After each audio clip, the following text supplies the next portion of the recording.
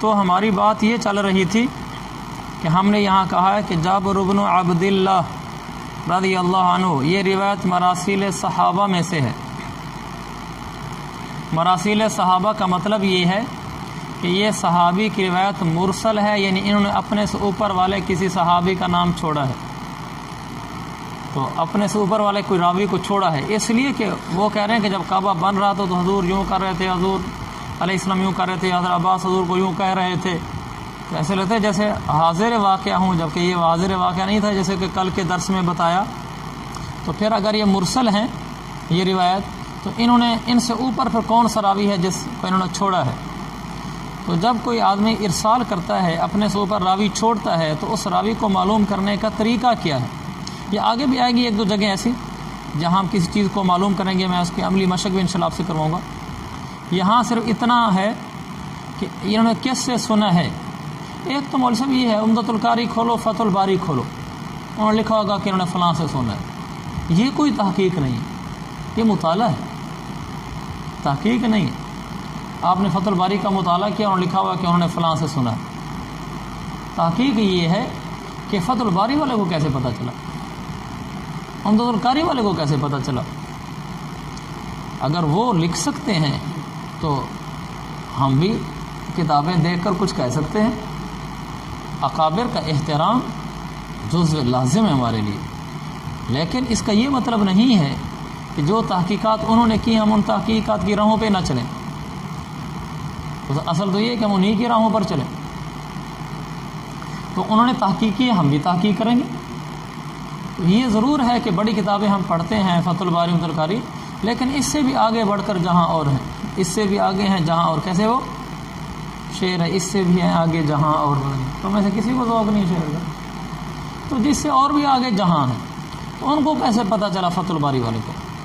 تو اس کا طریقہ یہ ہے کہ آخر کتب حدیث میں یہ روایت صرف صحیح بخاری میں تو نہیں، عموماً ایسے ہوتا ہے کہ صرف اس کا، کبھی کبھی ایسا ہوتا ہے کہ صرف اسی کتاب میں ہے، اس میں تو آدمی کہہ سکتا ہے کہ لم اقف، مجھے اور کہیں مل ہی نہیں سکے، لیکن عام طور پر یہی روایت جو یہاں ہے وہ اور کتابوں میں بھی ہوگی۔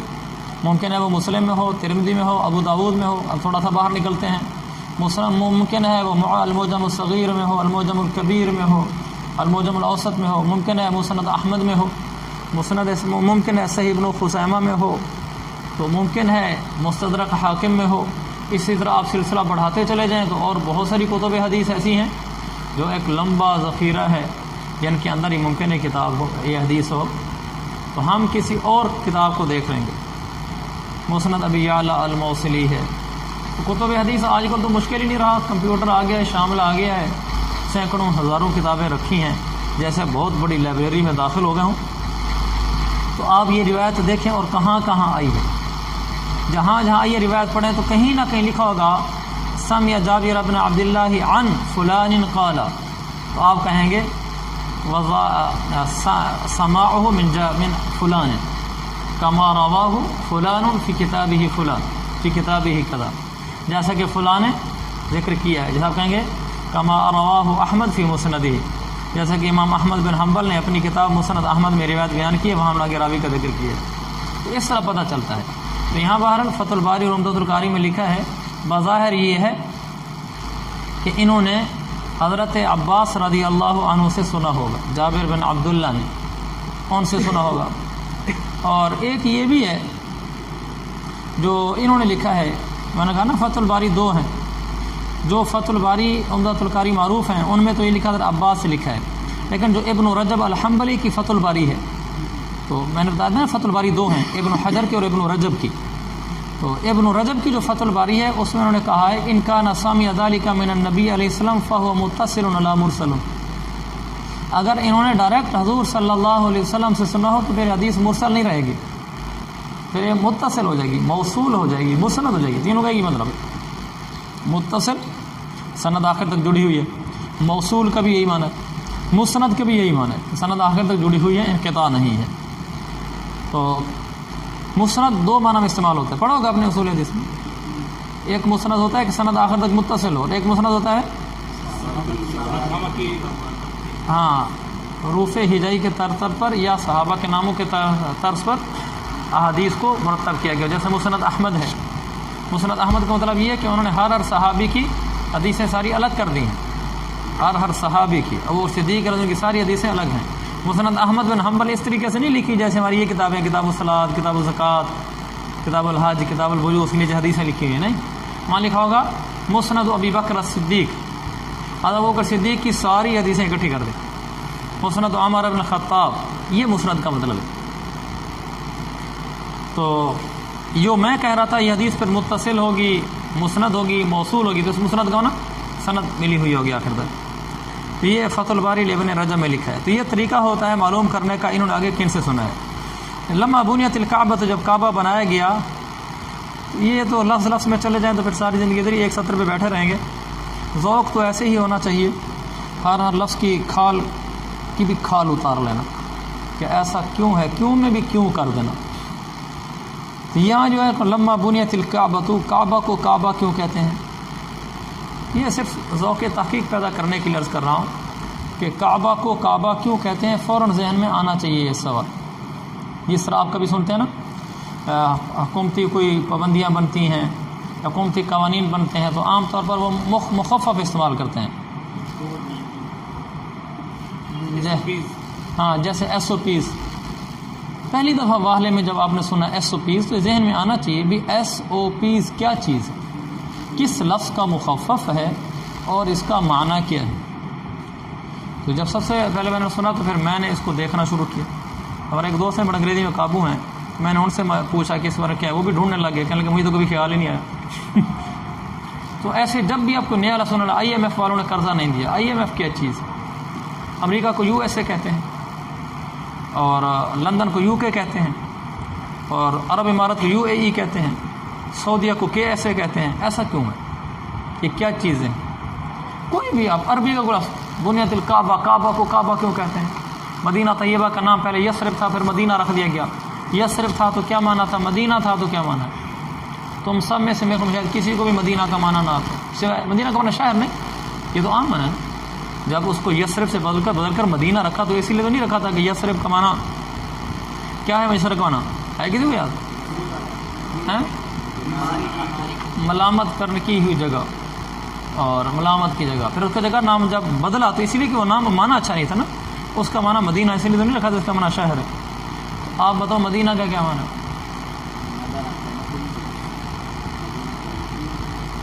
تحقیق کر کے آتے ہیں. دیکھو تم عالم بن گئے, تمہیں مدینہ کے نام کا معنی نہیں آتا. یہ ذوق تحقیق نہ ہونے کی وجہ سے ہے, ورنہ مدینہ کو مدینہ کیوں کہتے ہیں؟ پھر مدینہ کو منورہ کہتے ہیں, مکہ کو معظمہ کہتے ہیں. مدینہ معظمہ, مکہ منورہ کیوں نہیں کہتے؟ ذہن نہ خود ایسے چلنا چاہیے کہ ایسا کیوں ہے, ایسا کیوں ہے, کیسے ہے. آدمی نا محققانہ ذہن بن جاتا ہے, ہر چیز کی گہرائی کو سمجھتا ہے. پھر فقہی مسئلے آپ کو نہیں آئیں گے, فقہی مسئلوں کی بنیادیں آئیں گی آپ کہ یہ مسئلہ ایسے کیوں ہے. ایک مسئلہ پوچھ لیا انہوں نے کہا جی یہ جائز ہے یا ناجائز ہے, چلو عوام کی تو ٹھیک ہے. آپ عالم ہیں, آپ نے ساری ہدایت پڑھ لی, اصول پڑھ لیا ان کے, یہ ایسا کیوں ہے, اس طرح کیوں نہیں ہے, اس کی کیا وجہ ہے؟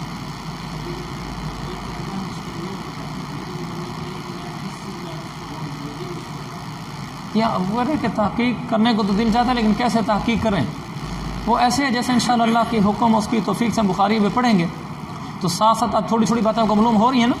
صحابی کا نام دیکھنا ہے تو ذوالغابہ دیکھیں گے, اصابہ دیکھیں گے, کسی تلفظ دیکھنا ہے تو ہمارے پاس وہ چھوٹی المغنی اس میں لکھا ہوا ہوگا. لو لفظ ملتے جلتے ہیں تو کس کی کتاب لیں گے؟ ہاں الاکمال لیں گے, شاباش. تو اس طرح تھوڑا تھوڑا میں آپ کو بتا رہا ہوں. سیاستہ کا کوئی راوی دیکھنا ہے کیسا ہے تو کہاں دیکھیں گے؟ شاباش, تقریب و تعظیم میں دیکھیں گے. تو یہ سبق ہمارے چل رہے ہیں تو اس طرح ایسا ایسا ان باتوں سے تحقیق کی راہیں کھلتی چلی جاتی. استاد کا یہی فائدہ ہوتا ہے کہ استاد تو کئی سالوں سے ان لائنوں سے گزرا ہوا ہے, طالب علم پہلی دفعہ آیا ہے. استاد اپنا مطالعہ وسیع کر کے رکھے اور پھر آ کر بتائے گا تو طالب علم کو بھی فائدہ, استاد کو فائدہ. اس سے تحقیق کا ذوق پھر بیدار بھی ہوتا ہے اور تحقیق کے طریقے بھی معلوم ہوتے ہیں. انشاءاللہ ساتھ ساتھ ہوتا رہے گا. تو کعبہ کو کعبہ کیوں کہتے ہیں یہ من کرا, چلو تو خود ہی دیکھ لینا, بس میں اتنا کہنا چاہتا تھا. یہ بھی ذہن ہونا چاہیے کہ کعبہ کو کعبہ کیوں کہتے ہیں, مکہ کو مکہ کیوں کہتے ہیں, مکہ کا نام بکہ ہے تو اس کو بکہ کیوں کہتے ہیں, وغیرہ وغیرہ جتنے ہیں. مینا کو مینا کیوں کہتے ہیں، مزدلفہ کو مزدلفہ کیوں کہتے ہیں، عرفات کو عرفات کیوں کہتے ہیں، یہ ساری چیزیں معلوم ہونی چاہیے۔ اچھا آگے، ذهب النبی صلی اللہ علیہ وسلم و عباس ينقلان الحجارۃ، حضور علیہ السلام اور حضرت عباس پتھر کو ڈھو رہے تھے۔ نیچے عم النبی علیہ السلام، آگے قسطلانی لکھا ہوا ہے، یعنی ارشاد الساری۔ حضرت صفحہ نمبر کیا چل رہا ہے ہمارا؟ 1719 اور 1720۔ یہ یاد دلایا کریں کہ یہ نا میں اس کے کلپ کے شروع میں، ریکارڈنگ کے شروع میں صفحہ نمبر بتا دیا کروں گا۔ اچھا، فقال عباس للنبی صلی اللہ علیہ وسلم، حضرت عباس نے حضور صلی اللہ علیہ وسلم سے فرمایا، کہا کہ اجعل ازارک علی رکبتک، اپنی چادر کو اپنی گردن پر مراد کندھے پر رکھ لیں، یقیک من الحجارہ، یہ آپ کو پتھروں سے بچائے گا۔ فخر الی الارض وطمحت عیناہ الی السماء، کوئی اشکال ہوا آپ کو عبارت کے لحاظ سے؟ عبارت میں کوئی اشکال ہوا؟ ہاں شاباش۔ یقیق، یا کیا اشکال ہوتا ہے؟ یہ جواب امر ہے، اجعل ازارک علی رکبتک یقیق من الحجارہ، کیا ہونا چاہیے تھا؟ یقیق، لہذا یقیقہ کی بجائے یقیقہ والا نسخہ درست ہے۔ اگرچہ جس نسخے سے یہ نقل کر رہے ہیں تو اس نسخے میں یقیقہ ہے، لیکن نیچے نے کیا لکھا ہے؟ والی ابی ذر یقیقہ، کہ ابو ذر کا جو نسخہ ہے نا اس میں یقیقہ ہے۔ فخر الی الارض، اچھا ترجمہ میں نقل کر دیا تھا۔ انہوں نے حضور علیہ السلام سے کہا کہ آپ اپنی چادر اٹھا کر کندھے پر رکھ لیں، اس سے آپ کو پتھروں سے یہ بات آپ کو بچائے گی، یعنی پتھروں کی سختی کندھے پر محسوس نہیں ہوگی۔ آپ علیہ السلام غش کھا کر گر گئے۔ طمحت عیناہ الی السماء، طمحت کا معنی نیچے حاشیہ دیکھو، ای ارتفعت، دیکھ لیا نیچے حاشیے میں؟ اچھا، آنکھیں آسمان کی طرف اٹھ گئیں، پھر آپ کوئی فاقہ ہو تو فرمانے لگے ازاری ازاری۔ ازاری اعراباً کیا ہوگا؟ مرفوع ہے، منصوب ہے، مجرور ہے، کیا مطلب؟ کیسے مطلب؟ کس کی؟ اینا ازاری۔ ہاں اور بھائی تو ازاریہ ہوگا۔ خبر کیا ہے؟ اینا خبر ہوتی ہے۔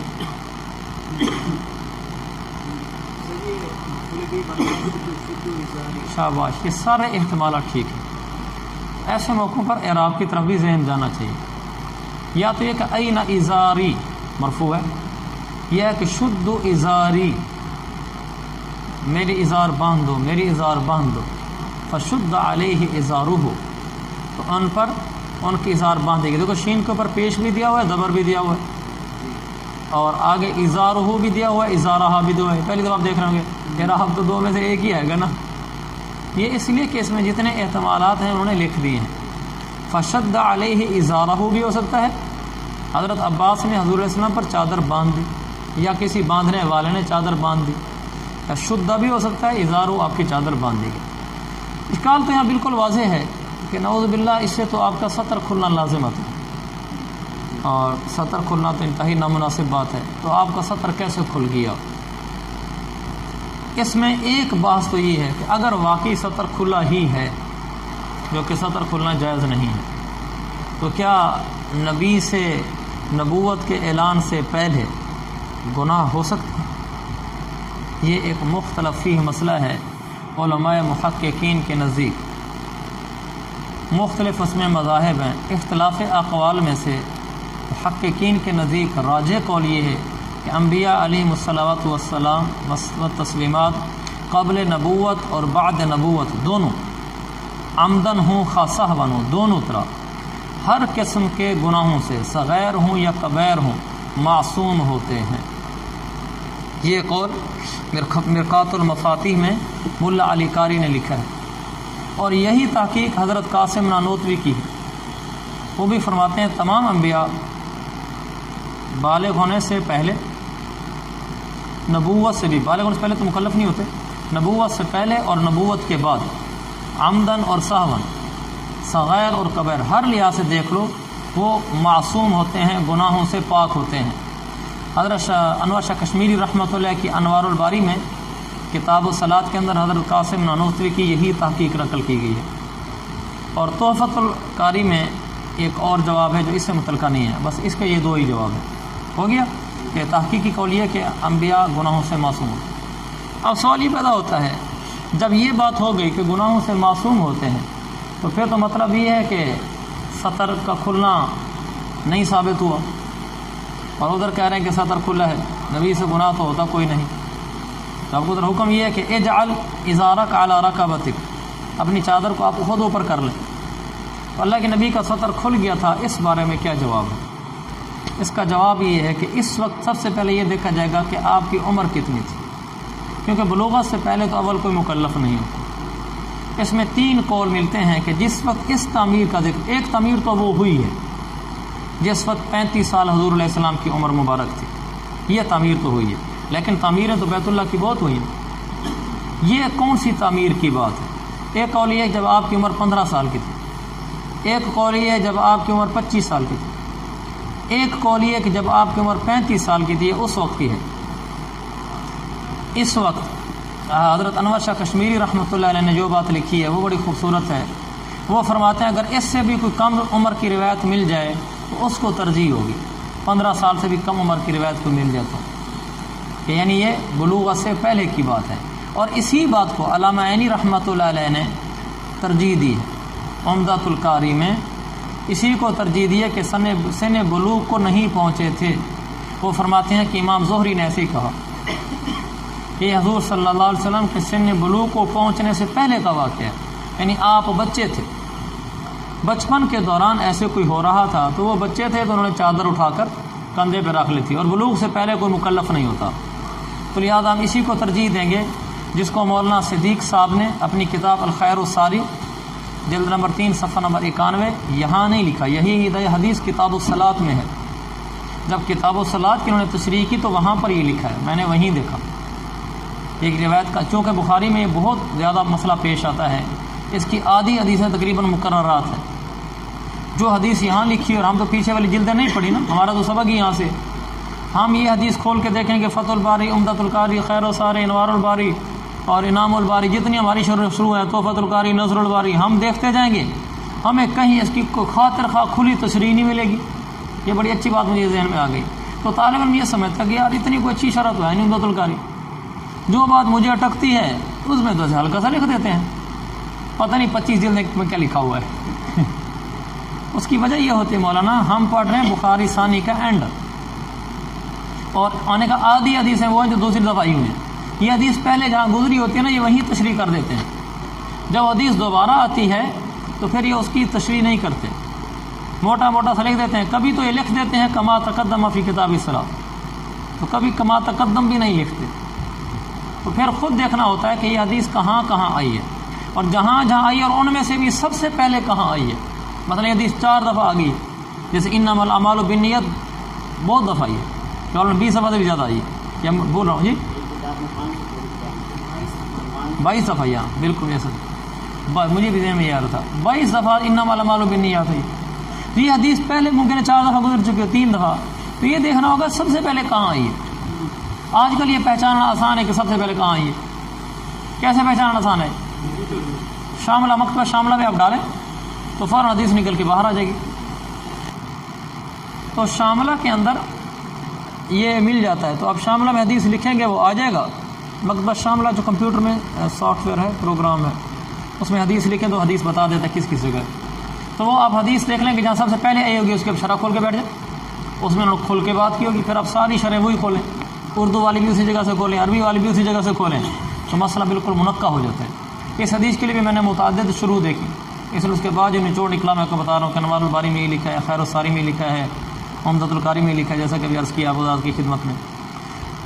تو ایک جواب تو یہ ہو گیا، جیسا کہ امام زہری سے مروی ہے، عمدۃ القاری میں بھی لکھا ہے، خیر الساری میں بھی لکھا ہے کہ اس وقت اب سن بلوغ کو نہیں پہنچے تھے۔ دوسرا جواب جو تحفۃ القاری میں لکھا ہے وہ یہ لکھا ہے کہ مجھے جواب بھی بڑا اچھا لگا ہے، اور عربوں میں اس وقت یہ بھی رواج تھا کہ لنگی کے نیچے ایک اور چادر بھی بسا اوقات پہنتے تھے، کہ لنگی تو باندھتے تھے، ازار لنگی کو کہتے ہیں، لنگی کے نیچے ایک اور ہلکی سی چادر پہن لیتے تھے، جیسے ہمارے زمانے یوں سمجھیں ہم سردیوں میں نیچے ایک اور پاجامہ پہن لیتے ہیں، جیسے اللہ تعالیٰ نے محض اپنے فضل سے ہماری طبیعتوں میں ایک شرم حیا ڈال دی ہے۔ اگر ہم میں سے کسی آدمی کے نیچے پاجامہ بھی پہنا ہو اور پھر بھی وہ اس کی شلوار اتر جائے تو اس کو کتنی محسوس ہوگا، بہت زیادہ محسوس ہوگا کہ یار یہ تو جسم کا ٹائٹ ہونا نظر آ رہا ہے، تو فوراً اس کو ٹھیک کرے گا وہ۔ تو وہ کہتے ہیں کہ نیچے آپ نے کچھ اور پیجامہ وغیرہ پہنا ہوا تھا، یہ رواج تھا وہاں کا، تو پاجامہ یا چادر، انہوں نے تو چادر لکھا ہے، پاجامہ تو اس زمانے میں رائج تھا بھی نہیں، ایک اور کو نیچے چادر پہنتے تھے جو اس سے چھوٹی ہوتی تھی، لہذا اس سے بھی آپ کو غایت حیا کی وجہ سے غشی ہوگی، پھر آپ نے کہا میری چادر لو۔ جو بہرحال جو بھی ہو، دونوں جو ٹھیک ہو سکتے ہیں، یا سن بلوغ سے پہلے کی بات ہے یا اس کے نیچے ایک اور چادر تھی۔ اگر یہ دونوں جواب بھی کہیں منطبق نہ ہو رہے ہوں تو ہمارا جواب یہ ہے کہ اللہ کے نبی گناہوں سے معصوم تھے، اس کا کوئی بھی ایسا جواب ہوگا جس سے میرے نبی کی عصمت پر داغ اور دھبا نہیں آئے گا، اور وہ جواب مجھے معلوم نہیں ہے۔ بس ہم ایسا نہیں کہیں گے یار کوئی جواب تو ملا نہیں، لہٰذا یہ کوئی کمزور پہلو ہے اسلام کا۔ یہ ساری زندگی کے لیے یاد رکھو، جہاں اسلام پر کوئی اعتراض ہو، آپ جائیں گے ابھی باہر اپنی زندگی میں، پریکٹیکل لائف میں، لوگ آپ سے ملیں گے، آپ پر اعتراض کریں گے، آپ کو عالم سمجھ کر، مختلف ذہنیت کے لوگ آپ سے ملیں گے، کوئی قرآن پر اعتراض کرے گا، کوئی حدیث پر کرے گا، کوئی کہے گا نبی نے 11 شجیں کیوں کر دی ہیں، کوئی کہے گا فلاں ایسے کیوں ہوا، ایسے مختلف، حضرت علی کی لڑائی کیوں ہوگی فلاں کے ساتھ، بہت سارے اشکالات ہوں گے۔ ساری باتوں کا ایک ہی جواب ہے کہ بھی جو ہمارا دین ہے نا، وہ دین کجی سے پاک ہے، ٹیڑھے پر سے پاک ہے، قرآن پر کوئی اعتراض نہیں ہو سکتا۔ وہ کہے گا اتنا مضبوط اعتراض ہو رہا ہے، آپ کہتے ہیں نہیں ہو سکتا، ہم کہیں گے جی مجھے اس کا جواب نہیں ہے، اور آپ جواب دیں وہ مطمئن نہ ہو، فوراً کہہ دینا ابھی میرا علم کون سا کامل ہے، یہ نا مجھے میرا جواب صحیح نہیں ہے، کسی اور عالم نے اچھا جواب دیا ہوگا جس سے مطمئن ہو جائیں گے۔ تاہم اگر نہ مجھے کوئی جواب آتا ہے اور نہ کسی کے جواب سے مجھے اطمینان ہو رہا ہے، حتیٰ کہ حضرت شیخ تقی صاحب کے جواب سے بھی اطمینان نہیں ہو رہا، مثلا انہوں نے جواب لے کر مجھے مطمئن نہیں ہو رہا، تو اس کا یہ مطلب نہیں ہے کہ اسلام میں واقعی کمزوری ہے۔ جب تقی صاحب کے جواب سے بھی تسلی نہیں ہو رہی، اشکال باقی ہے، تو اسلام میں کوئی نہ کوئی مسئلہ ہے، اس کا ویک پوائنٹ ہے۔ نہیں، تقی صاحب بھی بشر ہے، ان کے ذہن میں جواب صحیح نہیں ہے جس سے مجھے اطمینان ہو سکے، تو کسی اور کو آتا ہو۔ خلاصہ یہ ہے کہ اب یہ کہہ دیں گے کہ جی ہمارے دین پر اعتراض نہیں ہے، میرا علم ناقص ہے، یہ جس سے آپ نے سنا ہے اس سے بہتر جواب بھی اور ہو سکتا ہے جو ابھی تک ملا نہیں ہے۔ آگے حدثنا ابو النعمان، پڑھو بھی آگے۔